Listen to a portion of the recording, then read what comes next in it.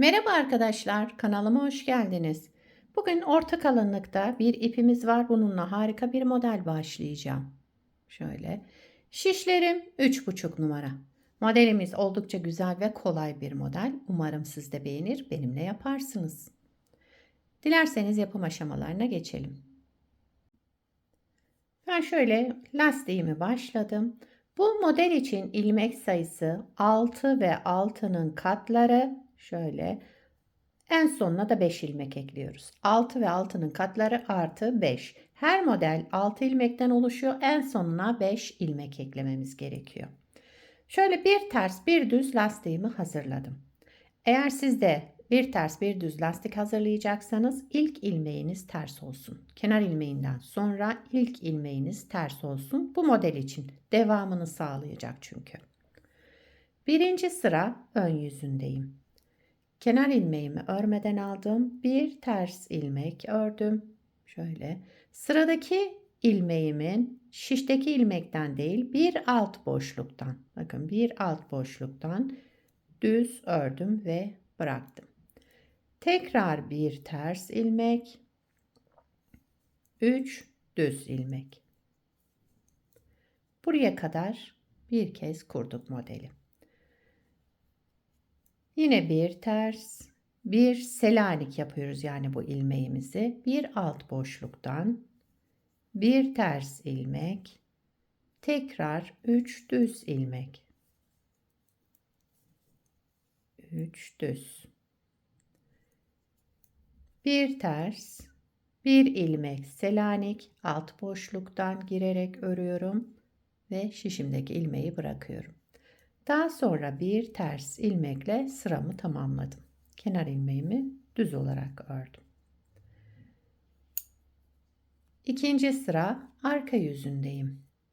Kenar ilmeğinden sonra bir düz, bir ters, yani ilmeklerimi düzlerimi düz, terslerimi ters örüyorum.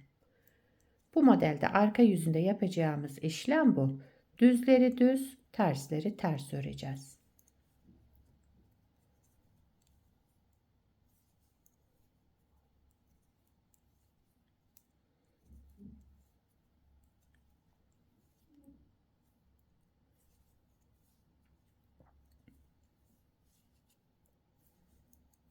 Sıramı tamamladım.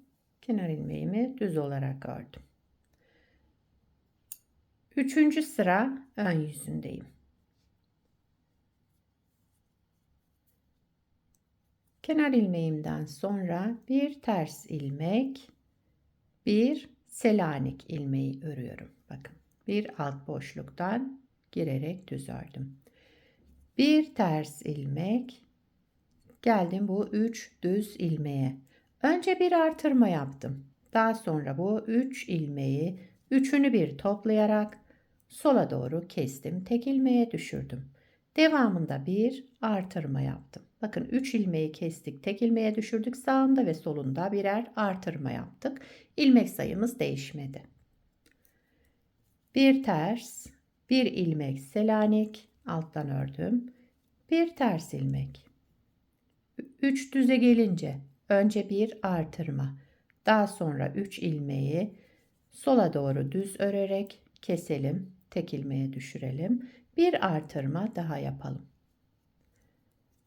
Bir ters, bir ilmek selanik, bir ters ilmek. Kenar ilmeğimi de düz olarak ördüm. Üçüncü sırayı tamamladım. Dördüncü sıra arka yüzündeyim. Kenar ilmeğinden sonra ilmeklerimi yine olduğu gibi düzleri düz, tersleri ters. Dördüncü sıra arka yüzünde bu şekilde devam ediyoruz. Bakın ajurlu olan, yani şu artırma ilmeklerimi de ters ördüm. Yine 3 tersimiz oluştu arka yüzünde.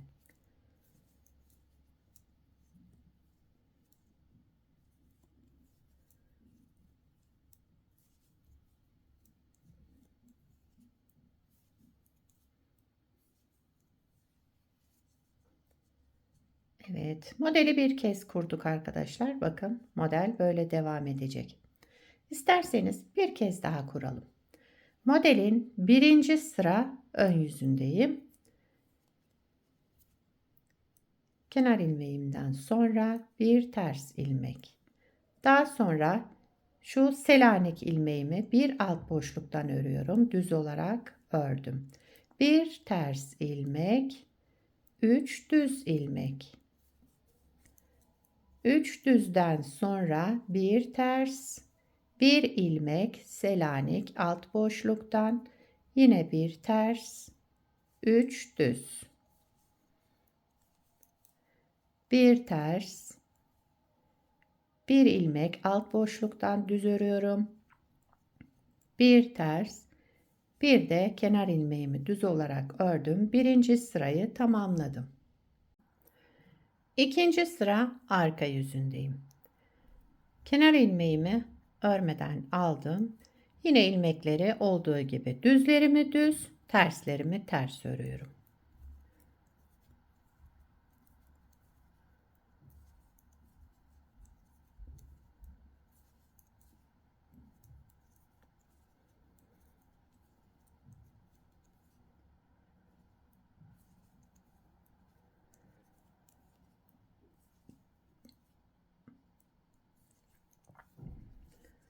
Sıramı tamamladım.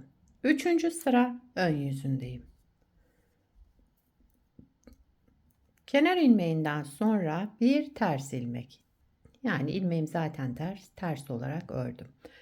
Sıradaki ilmeğimi Selanik örüyorum. Şişimdeki ilmekten değil, bir alt boşluktan. Düz örerek bıraktım. Daha sonra bir ters.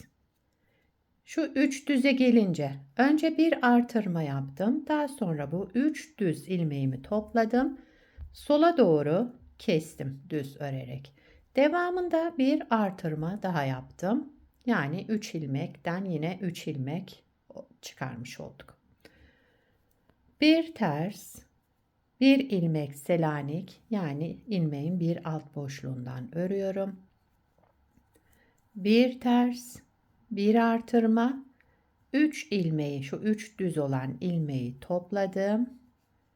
Düz örerek sola doğru kestim. Devamında yine bir artırma yaptım.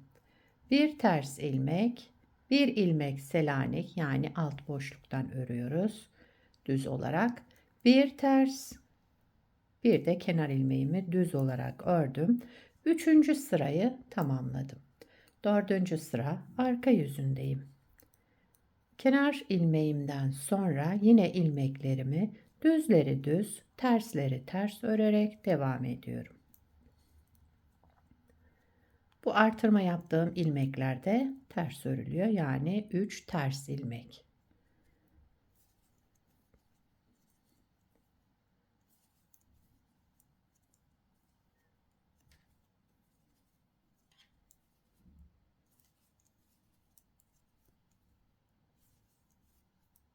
Kenar ilmeğimi de düz olarak ördüm. Modeli ikinci kez kurduk. Evet, iki kez kurmuş olduk. Bakın, model böyle devam edecek. Gayet güzel, şöyle kabartmalı, gösterişli bir model. Bir parçada farklı bir renkle yaptım. Bunu da koyu renk bir iple yaptım. Bu ipim az kalın bir ip. 4 numara şiş kullandım bunda. Şu büyük parçamda yani 4 numara şişle yaptım. Burada 3,5 numarayla yapmıştık beraber yaptığımızda. Evet, bunu da hazır lastik kullandım bunda. Yine ilk ilmeğimiz ters olacak lastiğimizde, bakın. Çünkü modelin devamı öyle oluşacağı için lastiği başlarken buna dikkat edelim. Lastiksiz de yapabilirsiniz bu modeli.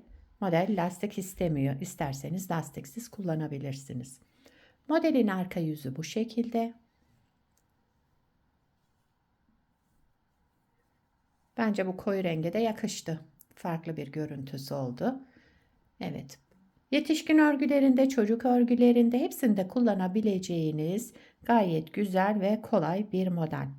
Sizler de nelerde kullanacaksınız bu modeli? Onları da yorumlarda belirtirseniz sevinirim arkadaşlar. Beni buraya kadar izlediyseniz bir beğeni yapmayı, yorum yapmayı, beni desteklemeyi unutmayın. Şimdiden hepinize teşekkürler. Yapacak olanlara kolay gelsin. Bir sonraki videoda görüşmek üzere. Hoşça kalın.